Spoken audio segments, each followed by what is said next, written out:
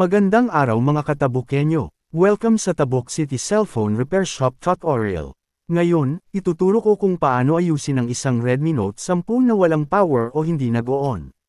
Ang issue ng unit na ito ay 3.7V hanggang 4.2V missing.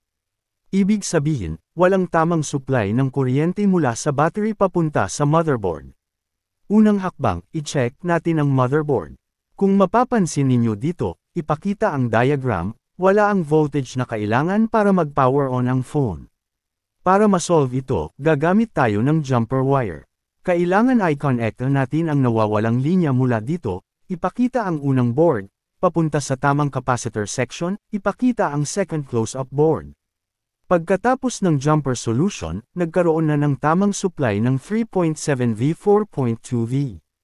At ayan na, nag-on na ulit ang Redmi Note 10.